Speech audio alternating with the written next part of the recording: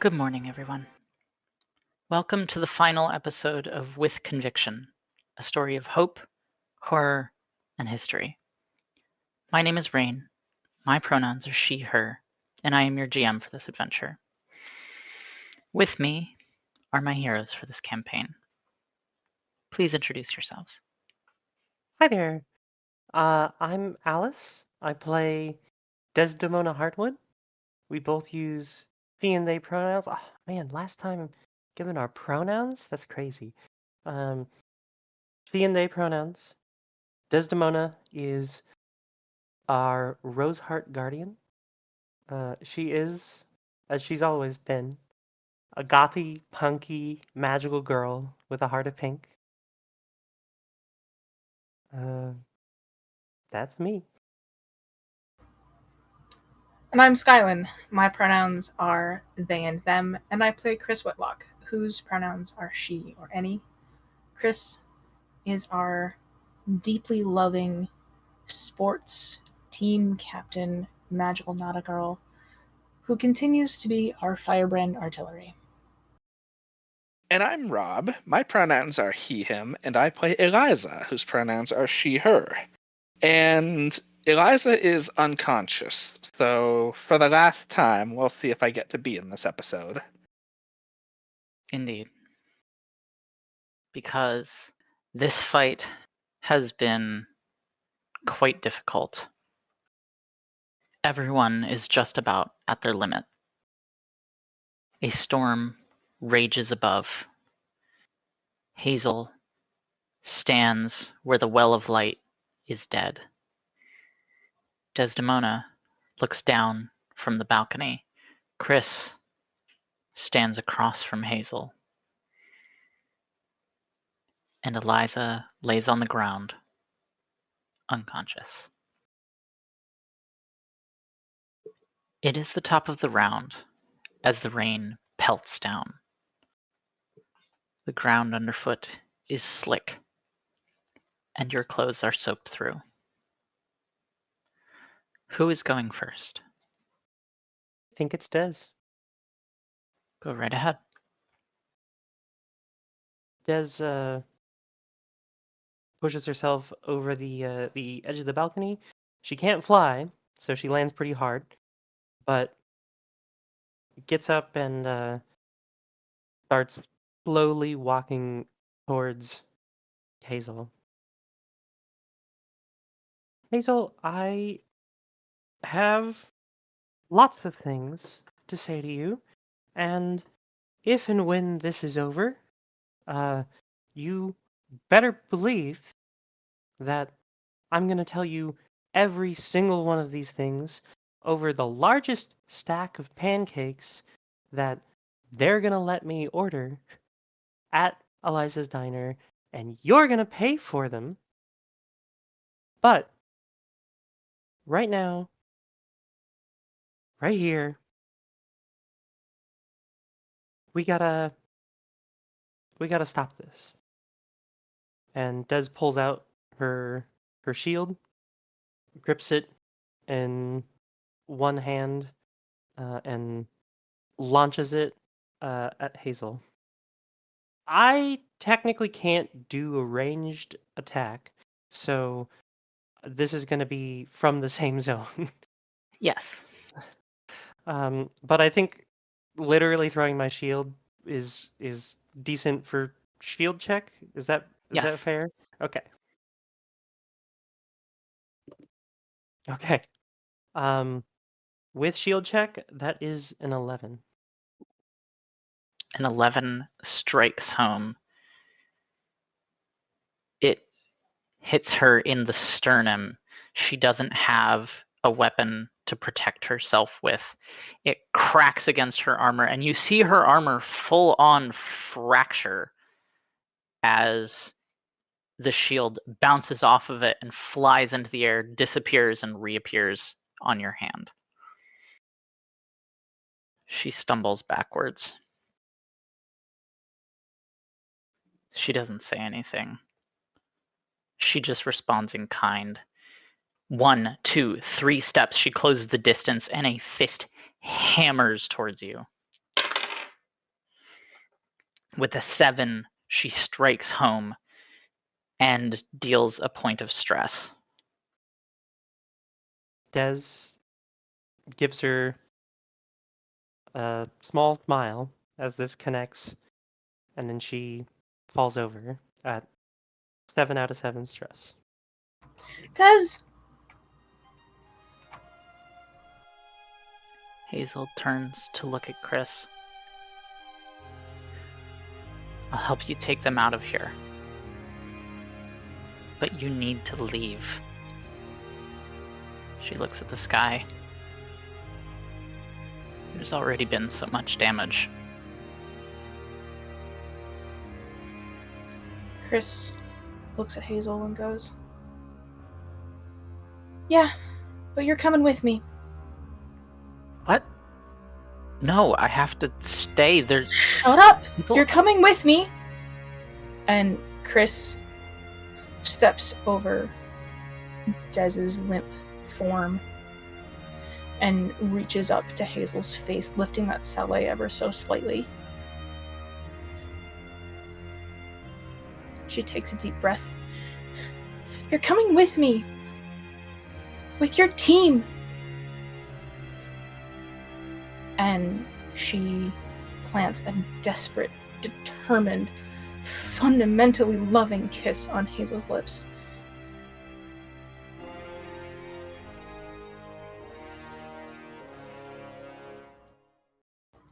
I would love to roll that for Sway, please.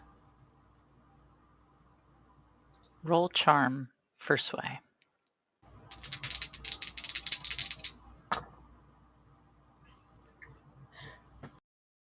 Okay, I love this. I love this. That is a 5 and a 1 on the dice. Oh, yeah! I am going to use courage to Yes! turn that into a 9. Plus 1 for charm is 10. This was the dream! Ideal. And I think the way it almost goes wrong is that Chris steps back for a moment and looks panicked. She doesn't do this very often. And she looks at Hazel and says, "I trust you. As much as I love you, I trust you.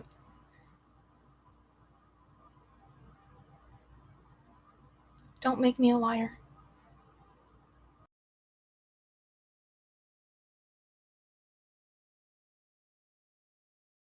Tears of gold run down Hazel's cheeks.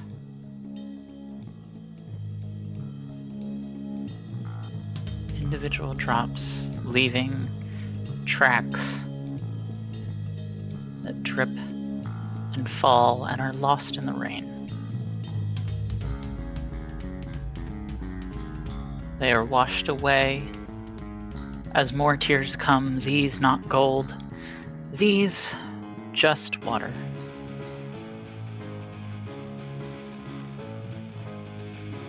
Hazel swallows, and you see her shoulders begin to shake.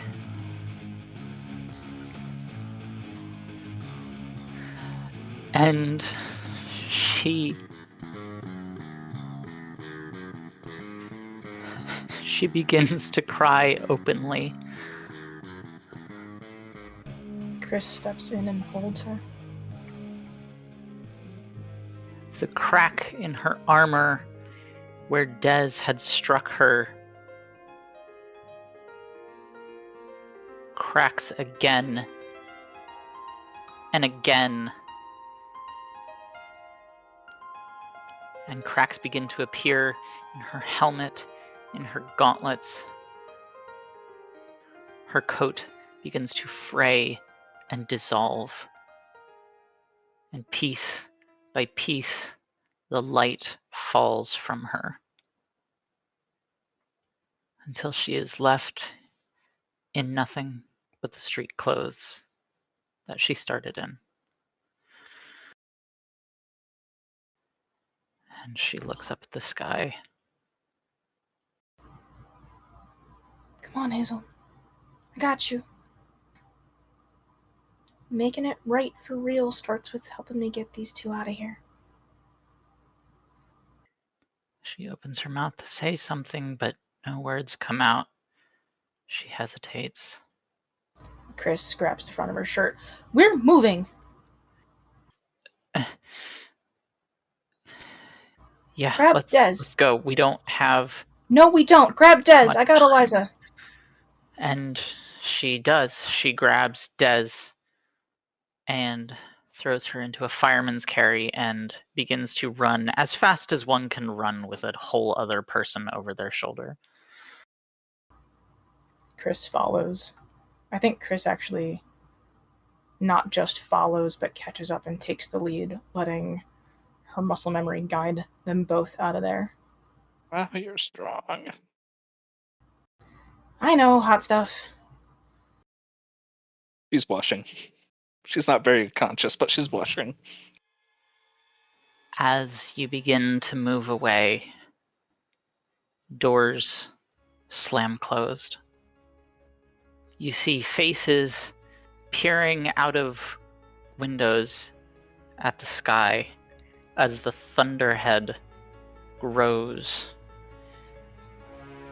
until the whole sky is dark. Above where you had fought, above where you had used that sword, a hungry maw opens in the sky. It is vomiting a pouring, roiling fog bank that billows down from the air and begins to sweep through the streets like sarin gas. The dark has been let in, and it is a flood. Chris, what are you doing?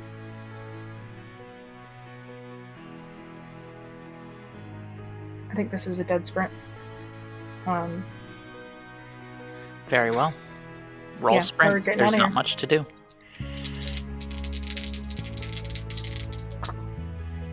Oh my god. Now we're rolling poorly. That's Snake Eyes. Oh! That is Snake Eyes. Plus 1 is 3. So that doesn't matter. No. Hazel will roll as well. She will not be rolling sprint. She will be rolling commit, because that is what she is doing.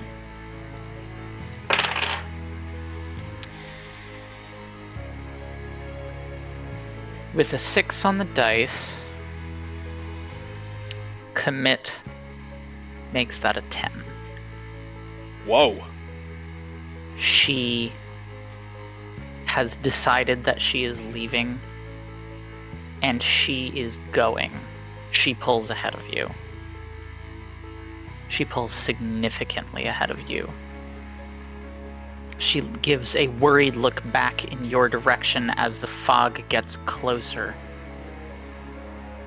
It's okay, Hazel. I got this. She hears you, and she nods, and she keeps going. It's slow. It's not a dead sprint, but she is still moving at a sufficient pace. As for you, the fog rolls towards you. Chris forcibly slows herself down. The rain is wet. The streets are slick beneath her feet. This is not a time to just run. This is a time to have some direction. Chris keeps walking, Eliza light on her shoulders, but she closes her eyes and looks again for that internal guidance. I'd like to roll with my conviction, please, for Chris's muscle memory. To be clear, you are slowing down, you said, to roll Mhm. with conviction? Yeah. I mean, slowing down from a dead sprint that wasn't getting her anywhere. Still moving at a clip, but not sprinting clip. I need to make something clear in the moment. You can try to navigate, but it will slow you down, and there will be a cost to that, regardless of what else happens. You can try to roll with your conviction and slow down, or you can try to roll sprint and keep going. Which do you choose?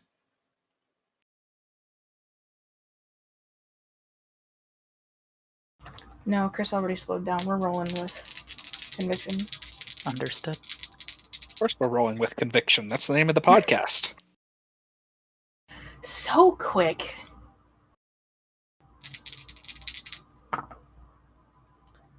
Well, that's better. That's 7 on the dice plus 3 is 10. 10. You slow down. You listen. You don't have to see to know where you're going. There is something guiding you. There is something pushing you in the right direction.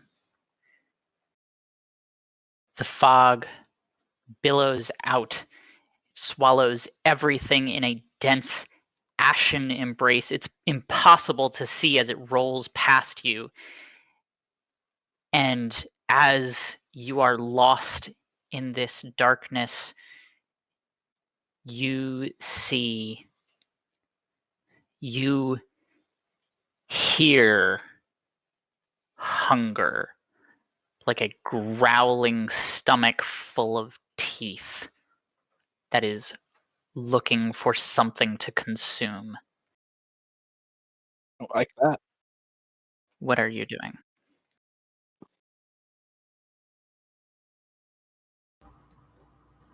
I think Chris is spooked by the darkness and picks up the pace again. Roll sprint.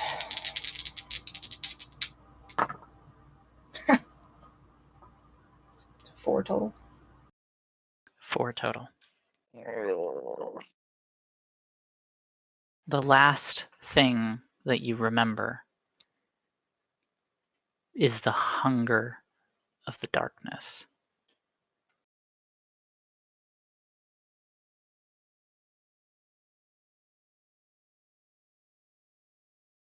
Your sense of place comes to before your sense of self or your sense of what's around you. You are in Eliza's apartment. A cat jumps up on your chest, Chris, as you open your eyes. Hey, Anissa.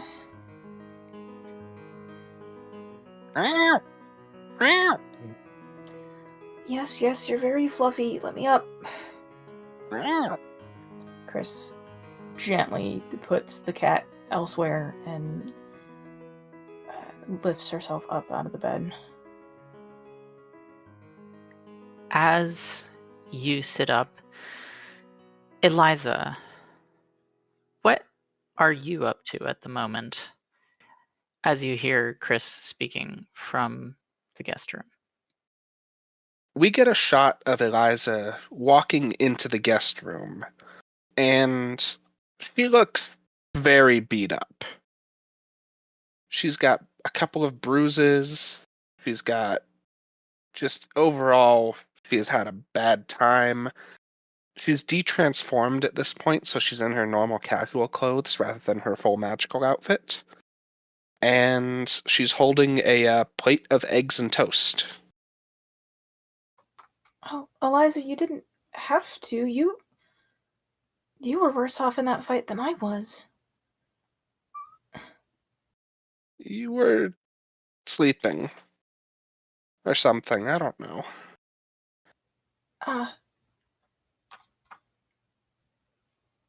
Where are Des and Hazel? I don't know. We got separated, and there's something weird happening. Okay. Eliza walks over to sit down on the daybed next to Chris and pulls out her phone. And Chris can see the dates on her phone shows a week ago. Chris's face falls in recognition. We got stuck in there, didn't we? Yeah. I don't know. I've never seen this happen before, but Eliza, that can't happen again. Eliza cocks her head sideways in confusion a bit. Chris gets up and they walk toward the door with the food in their hands. Turns back to Eliza. If that had been the Rider's Grey, Eliza, we'd be in the Civil War right now. Eliza's eyes go wide, and the temperature in the room drops several degrees. It's a good thing that's only a week. And he walks out to the kitchen to sit and eat. Let's have breakfast. Thanks for cooking. The toast, as you look at it, clearly was not toasted with a toaster. You sure this is safe to eat? Eliza follows Chris out to the kitchen after a moment. Well, I mean, it's just normal fire, I'm pretty sure. Chris looks at it dubiously and takes a bite. It tastes fine. Maybe a little on the burnt side? Eliza sits down at the table. She doesn't have a plate of her own, and she's kind of just staring at her hands. You okay? She looks up at Chris after a moment. Just 160 years. Yeah. And if we find other Greys, we won't know how old they are. We're lucky this one's as short as it is. We need to find Hazel and Des. But this is weird. We need to wait until the gray closes, I guess. Chris furrows his eyebrows. What? So it's a week ago now, right? Chris nods. So you and I are running around here doing stuff, but we're also right here. So there's two of us? Yeah. I guess we'll figure it out. Mm-hmm. Eliza suddenly gets up and hugs Chris.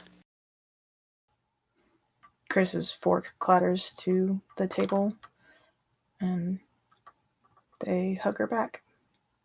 It's tight. I don't want to lose you. I don't want to lose you either, Eliza. She squeezes. We just have to make sure we have an escape plan next time.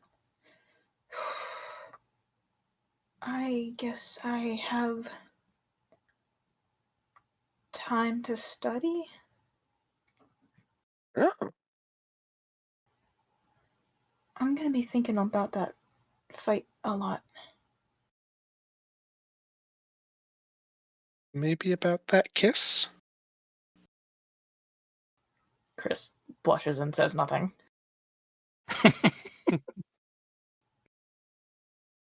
Desdemona, That's me. when you come to, the first thing that you're aware of is the smell of fried batter, and very shortly after that, the sizzling thereof. You open your eyes and very quickly realize that you are laid down on the couch of the volleyball house. A little bit further into the house, you can see Hazel standing in the kitchenette cooking pancakes. A very pretty picture. But what actually happens is Des smells the pancakes and snaps up le- and goes, "Pancakes!" Ah! You know, not that I mind the pancakes that you're very obviously making for me, but I am a little tired of waking up in pain on this particular couch. uh, sorry. Des goes, I'm gonna be honest, Hazel. Uh, you do owe me an apology. Let's not get it twisted. But I'm like the bottom of the list for apologies. Um, Also, you're making pancakes, which is half of an apology to any Desdemona. uh, I was kind of hoping, yeah. Um, I'll definitely. I, once once we find everyone else, um, yeah, I'll I'll apologize to them too. Yeah. Wait, what? What do you mean find everybody else? She kind of pauses and her eyes widen as she realizes you don't remember. Oh, um, uh, they didn't make it out. Des is quiet as she's trying to process this. So, what's happening to them? Uh, um, well, I'm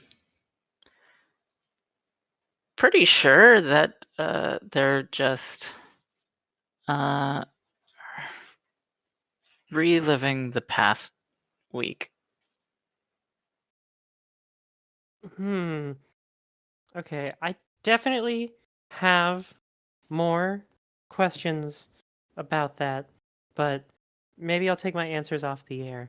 Um, uh, we have plenty of stuff to talk about in the meantime. Does this mean we have a week that we're waiting? Or are they waiting a week and then showing up here now? Um, the latter of those, yeah. Okay, so we we have time for pancakes is about all we have time for?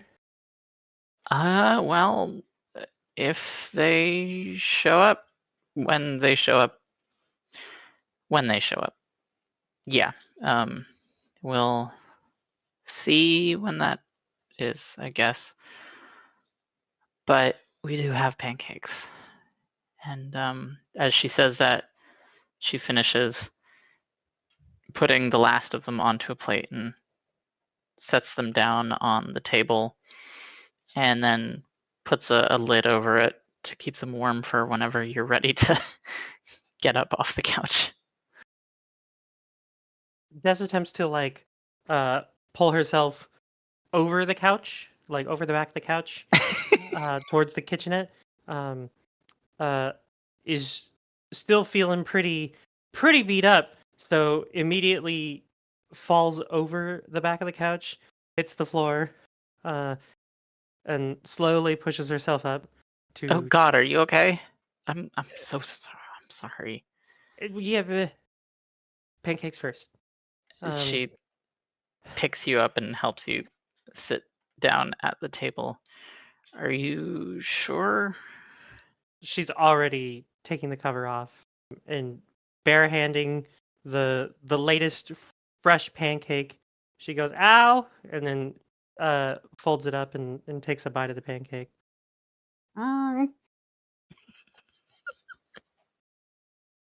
In be- in between bites, she goes, "So, how you feeling?" Hazel gives a brittle smile. It's just, I fucked up. Yeah. Uh, but hey, we all fuck up from time to time.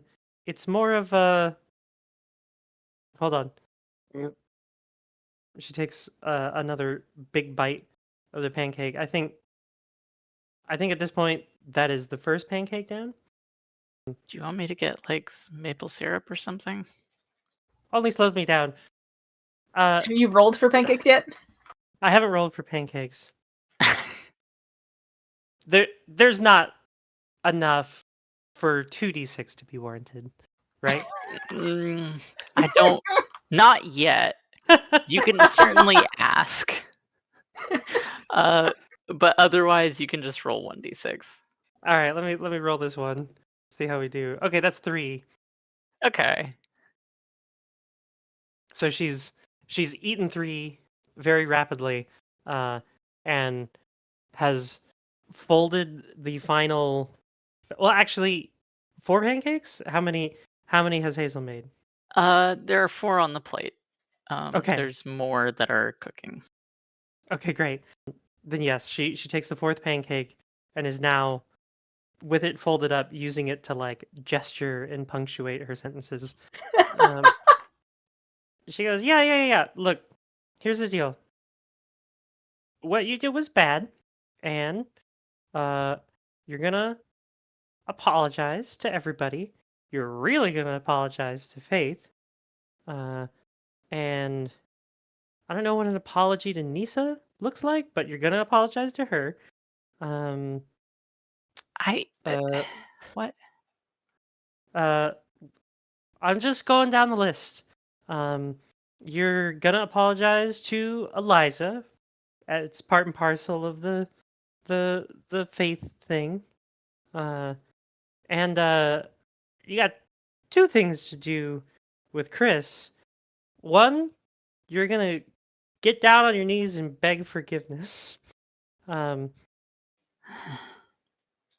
Yeah. 2, you're gonna take her on a very nice date, or so help me God, or whatever What? exists in this universe. Let me try. I know what happened. What? I've been watching the pair of you for most of these past few months. We're not stupid, Hazel. I mean, yeah, they're a date. Look, Hazel, I'm not saying you guys gotta get married, but you gotta talk about it. I She made you a sword, girl. At the very least you can do is like buy her dinner. Thinking about the relative prices of those things, that's. I hesitate to say fair, but yeah, I can do that at least. Okay, good. Honestly, I thought that was gonna be easier. I thought I was gonna say you take him on a date and you were gonna blush and be like everybody else that I know and like kick the ground a little bit and go, "Oh, I don't know." But this is fine, long as Chris gets an actual apology from you, and the two of you at least get to try it. Yeah, I I guess it's just something I've never really considered.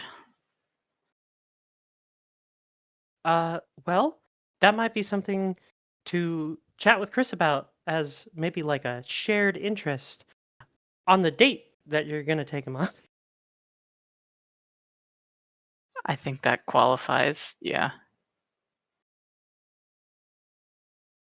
And if your dad gets mad at you for being hurt again, just blame me. My dad knows what's going on. I'm not gonna throw you under the bus. That's not exactly. We didn't go to all this trouble so that we could righteously harm you, Hazel.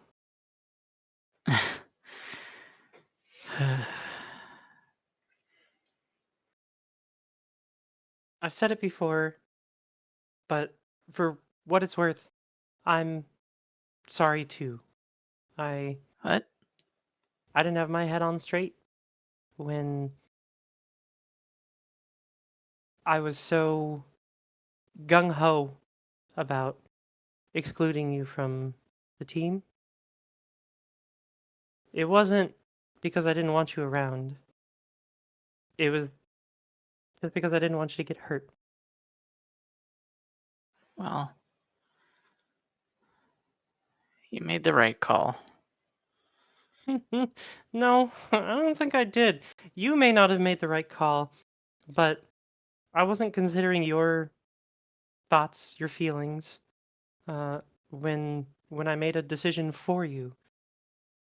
You were justifiably angry and hurt. You were just also unjustifiably superpowered bad guy.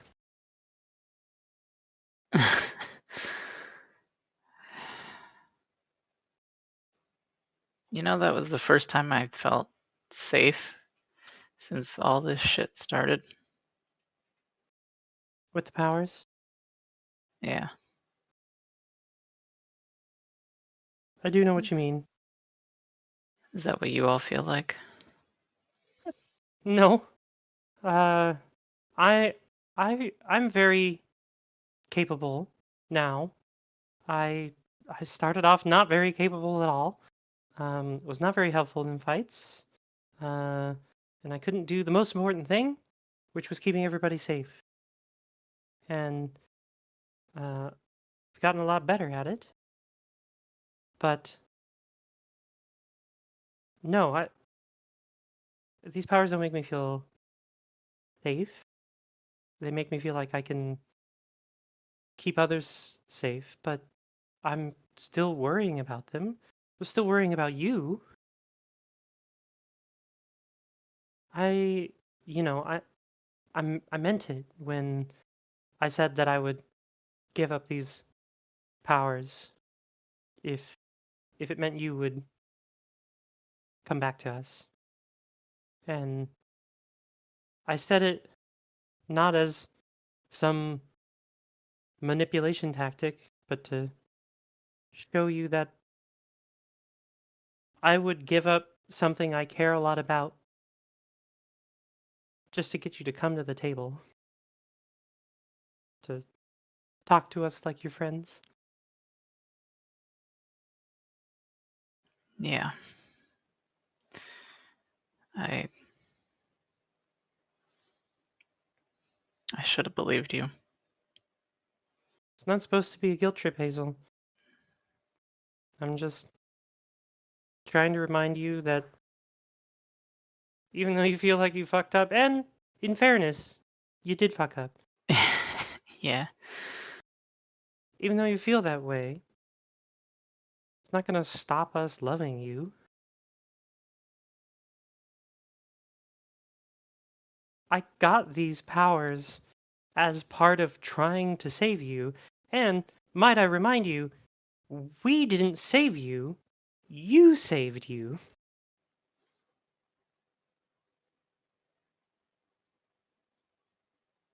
Thank you for not giving up.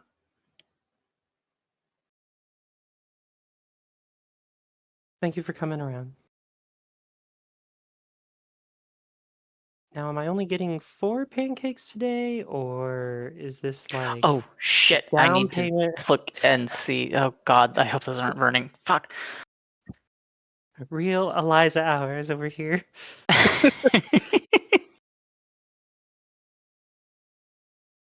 So, we, the audience, see Faith, hand shaking.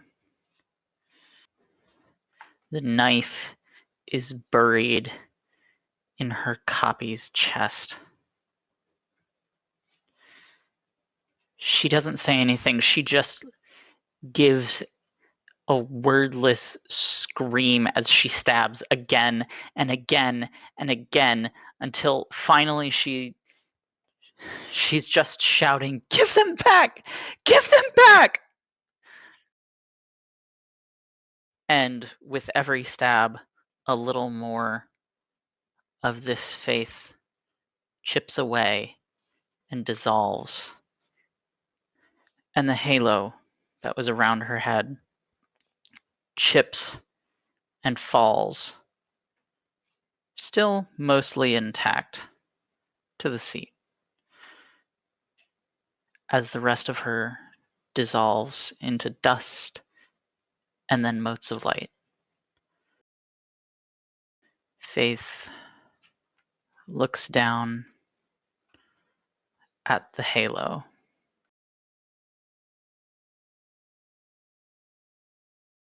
She picks it up. She puts it into her backpack. And then she heads back inside the library.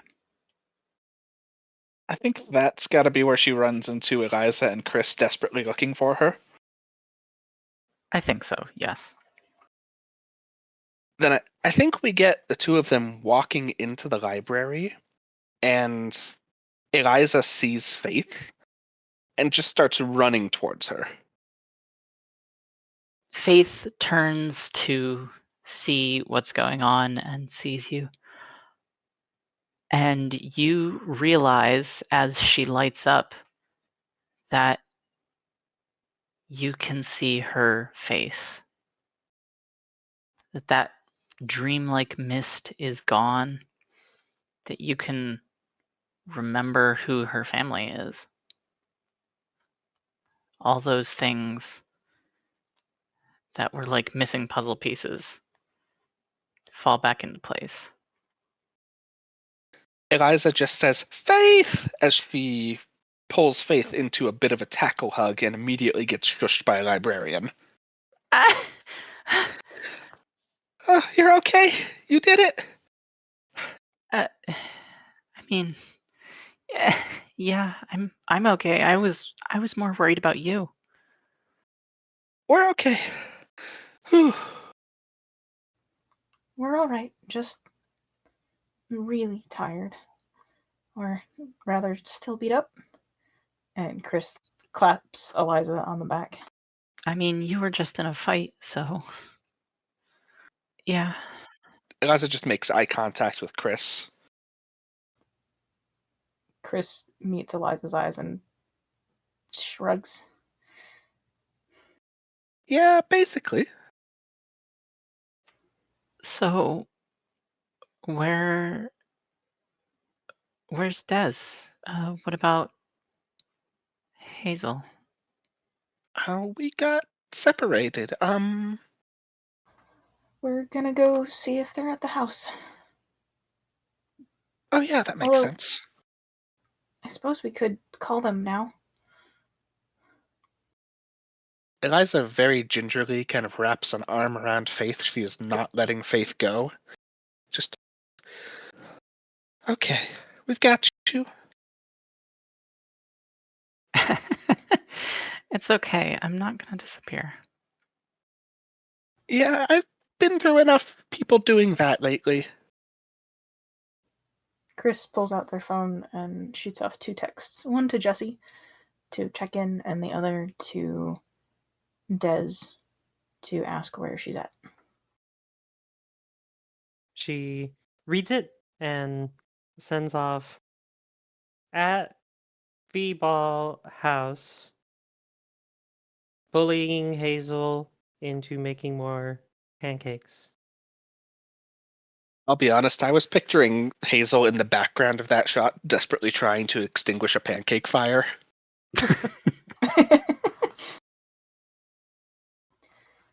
Yeah, they're at my place.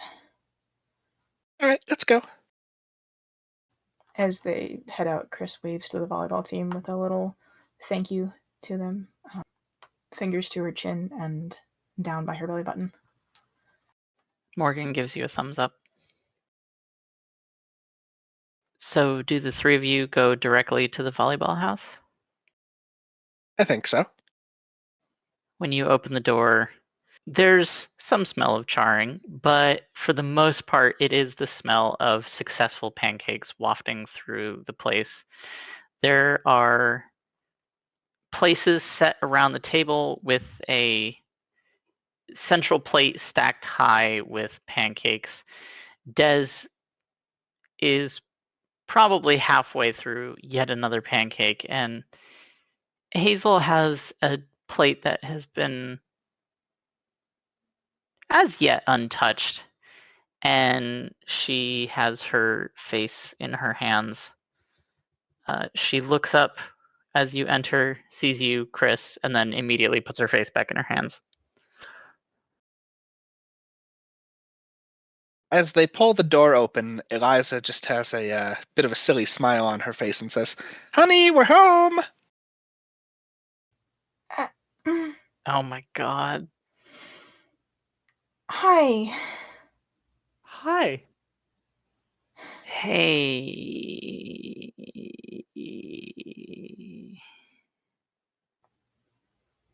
Chris raises an eyebrow at Hazel and then at Des.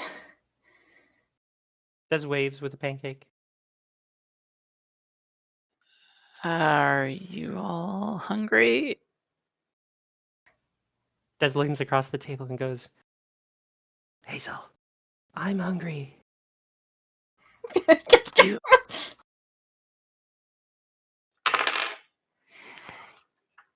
Des, you've had 5 already.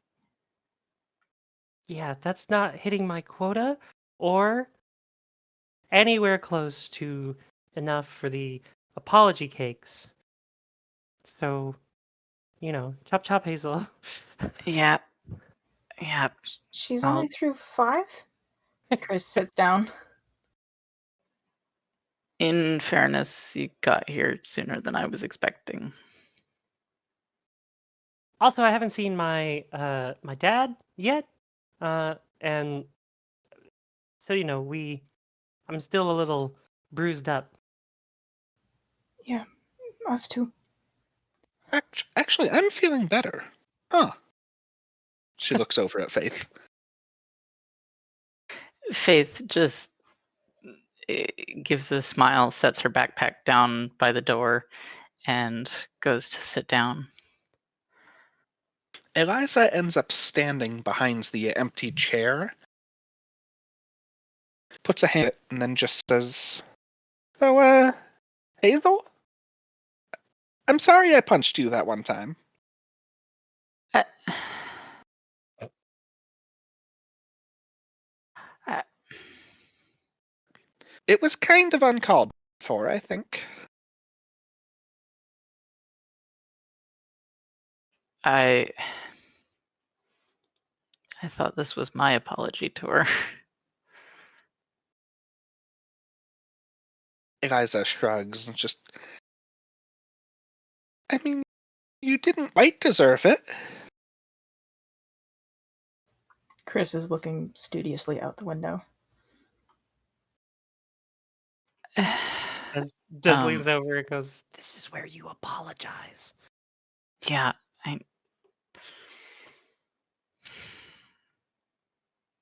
I'm sorry. For what, Hazel?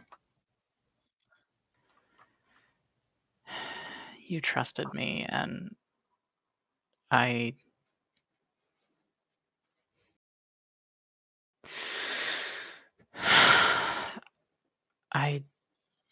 was so focused on wanting to fight that I didn't think about how.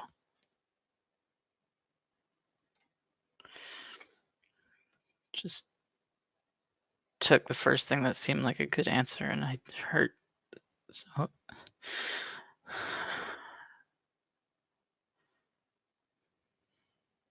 I'm so sorry, Faith. And Faith looks at her, and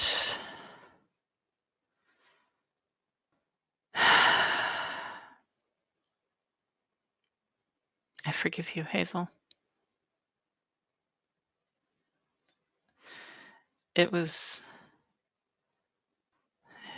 I didn't enjoy it, but it's over with now. And we can try to build something better going forward, right? Yeah.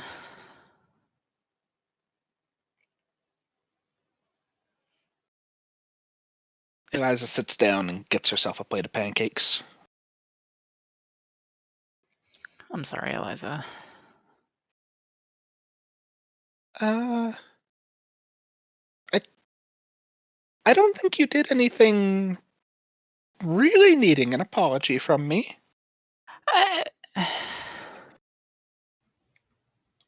She opened a gray. Eliza? Yeah, okay, I guess. You know who you also need to apologize to? Hazel looks over to Chris. Desiree. That light monster at Dez's birthday party? It attacked her and she still doesn't know why or what it was. She deserves something. But Oh, you and me, Hazel, I think we're square. You made some bad decisions. We tried to cut you out of the fighting. We had some cool sword fights. You know, just girly things.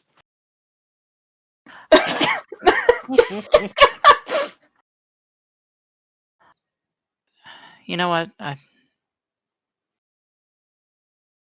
Yeah, I'll find Tesserae and figure out how to make some kind of apology. Oh, God. So many people.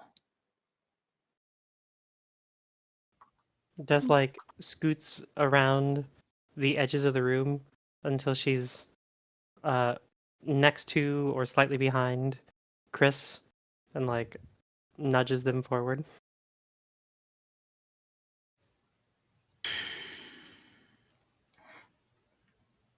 I'm sorry, Chris.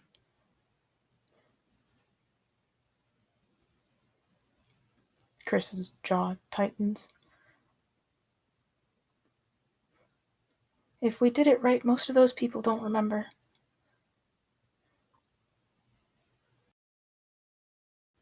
Yeah. Just means I'm gonna have to live with that. I'm sorry. You trusted me and I didn't. I didn't tell you what I was doing. I thought you would tell me not to, and I was Yeah, I would have, Hazel. sick of hearing no even when it was the right answer. You promised to have my back. And that's how you chose to do it? Hazel flinches. Every time I lost you, I found you again. I recognized you. I found your gray. I made sure you could get home. So I need to know if you're going to keep your promise or not. You don't owe me anything. You can hate me if you want. But I need to know.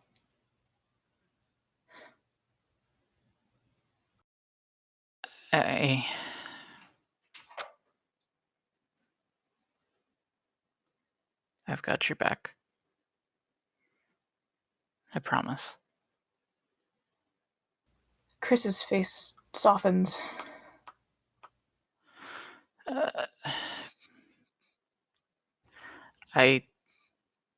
Hazel kind of shoots a glance over at Des.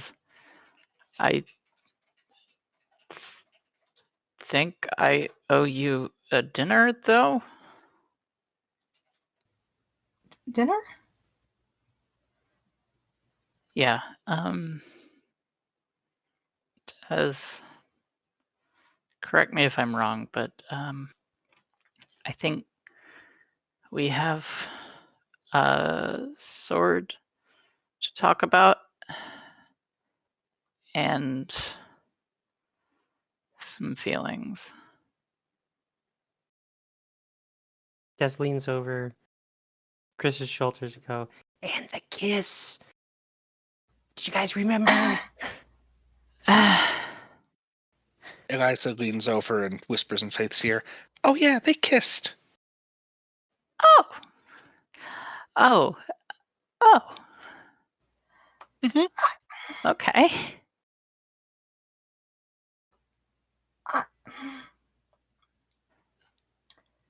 Somehow, with the whole Winged Warriors thing, I didn't expect this. It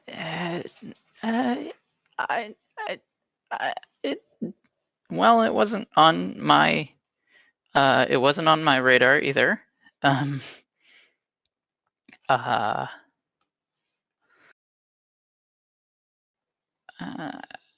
guess we can see where it goes.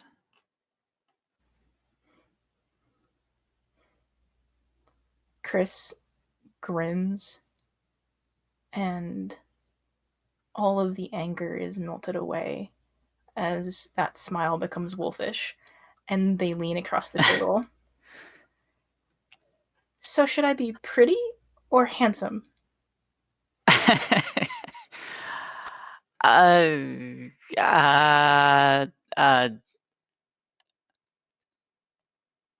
Handsome.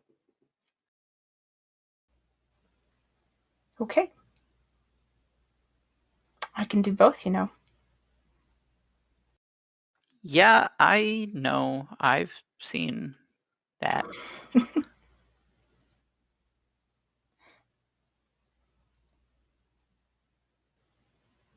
Okay. Thanks, Des. She salutes.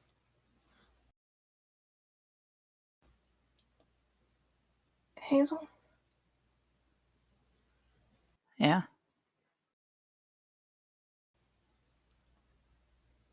Is the... Chris's eyes squeeze tightly. Is the spot where the javelin went through okay? One of Hazel's hands goes down to her midriff where that javelin struck. Yeah, I'm fine. I'm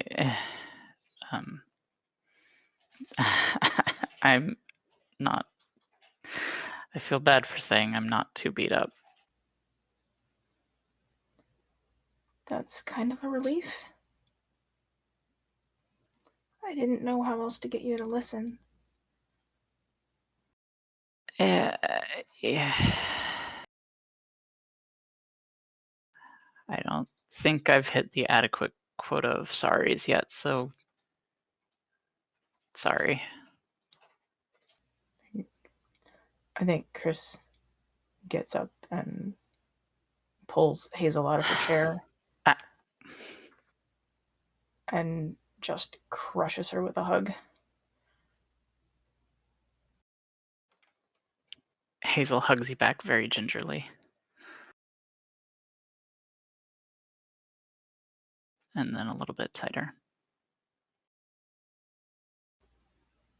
Just don't make me do that again, and we'll be okay.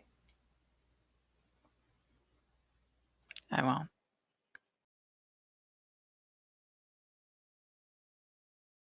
And as our scene closes, the five of you seated or standing around the table.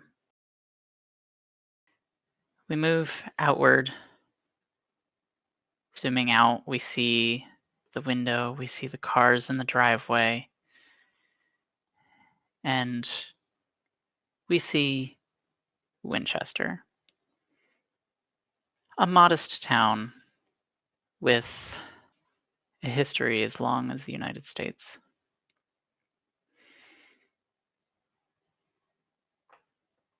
It is 5 years later when Eliza's phone starts to ring. Eliza, what are you doing at the time that you hear this ringing? I think Eliza has just wrapped up her latest little visit to the peds ward at the hospital. She's leaving, she's got her acoustic guitar slung around her back, and a couple of kids are following her, calling her Miss Liza. They want her to stay longer. But she makes her goodbye, ducks into the elevator, and then pulls out her phone. It looks like it's a call from Faith.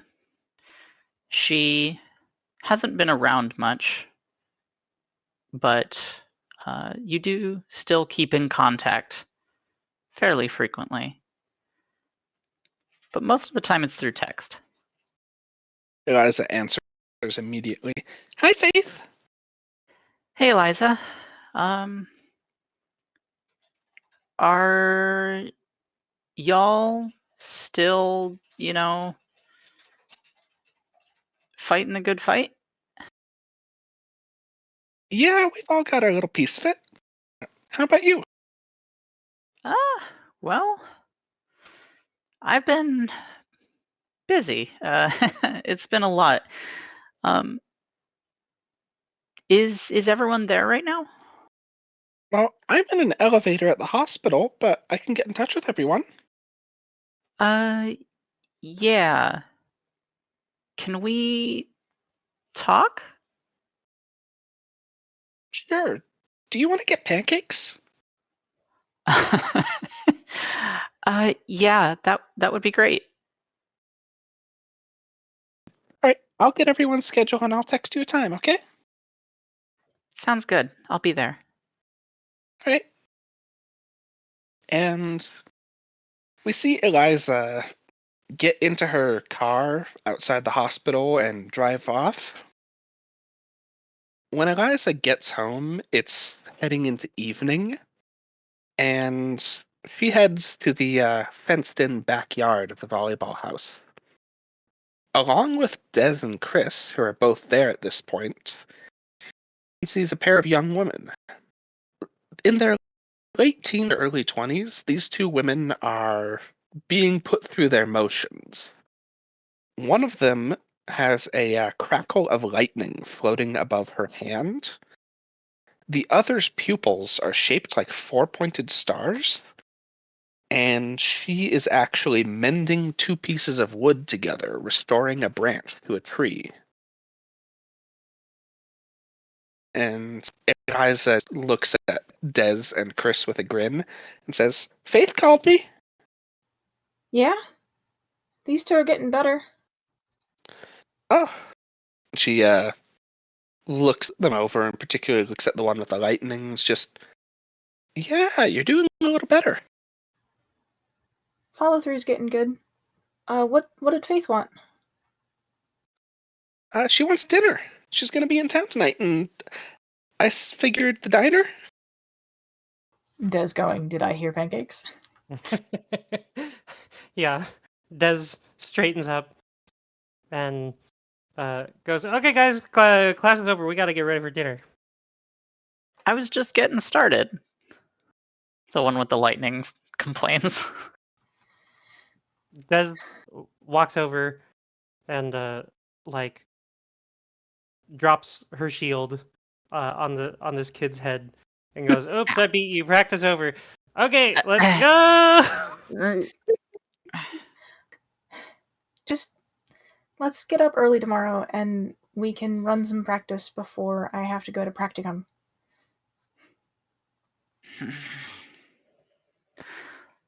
Fine. I know morning's not your thing, but if you want the practice time, you gotta put it in. Yeah. It's fun. I'll be okay, I guess. Chris kind of pats this kid's back and goes, "Look, I didn't like it at first either, but you get used to the morning chill, and it wakes you up. It'll be good for you. I promise." Des leans over and goes, "He's lying.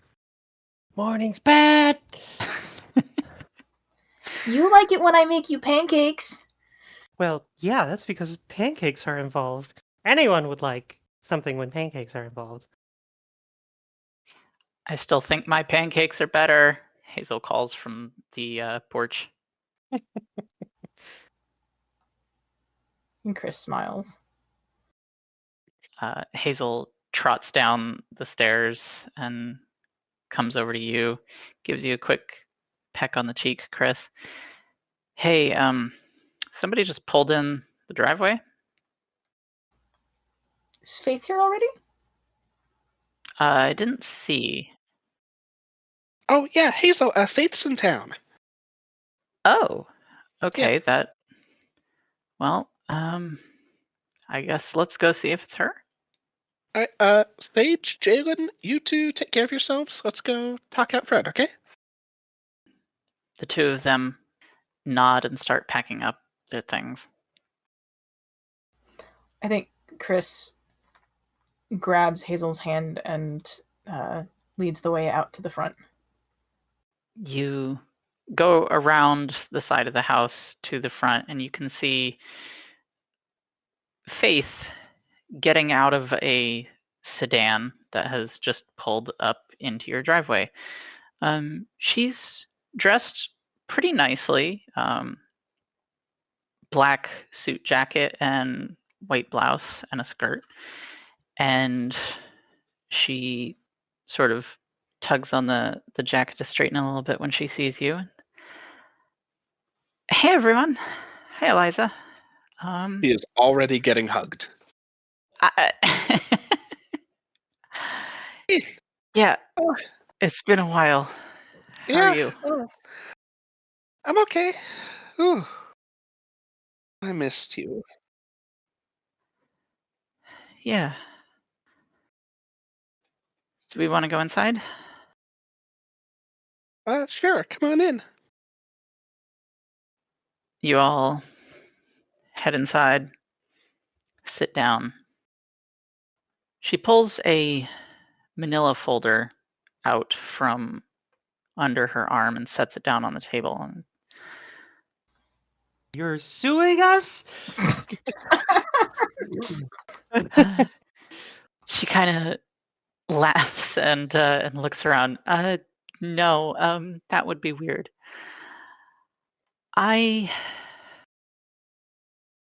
Well, there's a lot to explain, but I need your help. And I think that's a good place for us to draw this story to a close. I want to take a moment to thank all of our listeners.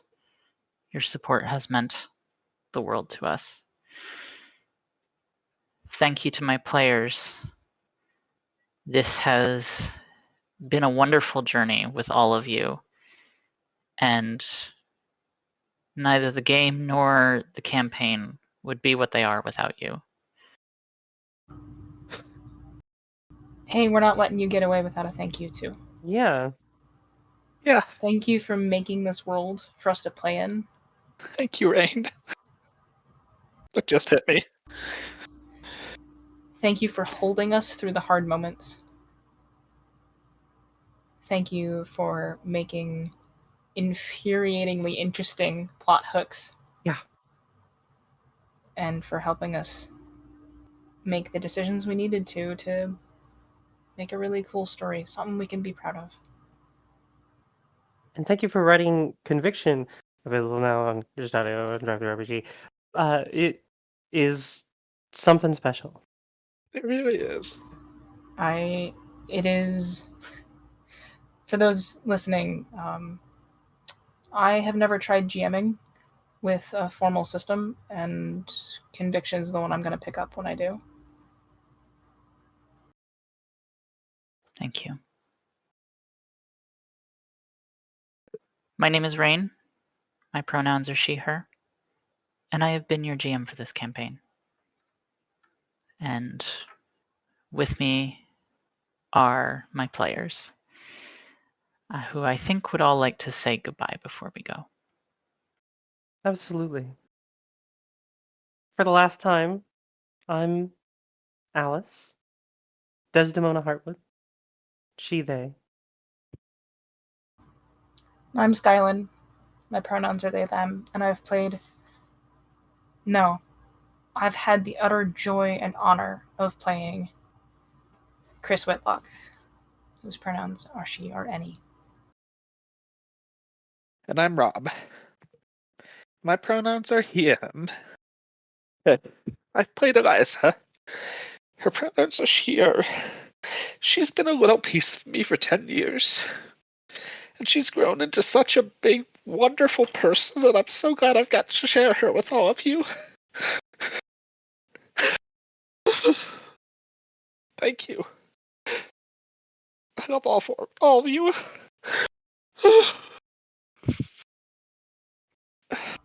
We love you too. We love you too. And we love you too, Rain! Yep. Freaking got you. I hope we get to see you again. And have a good night.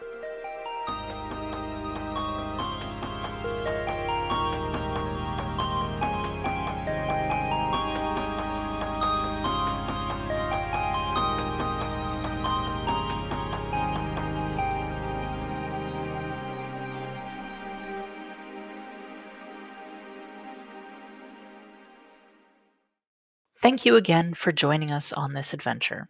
With Conviction is a production of Silver Maiden Games. If you would like to play Conviction, check out the game at silvermaidengames.itch.io. Music for the intro and outro of this podcast is A Soul with Conviction by Doom Vega, who you can find on Bandcamp. Music within the episodes is by Rachel Rose Mitchell, who you can find on Bandcamp and Spotify. All rights to the music are retained by their original artist. Production and editing are done by myself and the With Conviction cast. Thank you all. This would not be what it is without you. You can find this podcast on Spotify and YouTube or silvermaidengames.wordpress.com. You can also find more about the game, podcast, and ways to contact us at silvermaidengames.wordpress.com.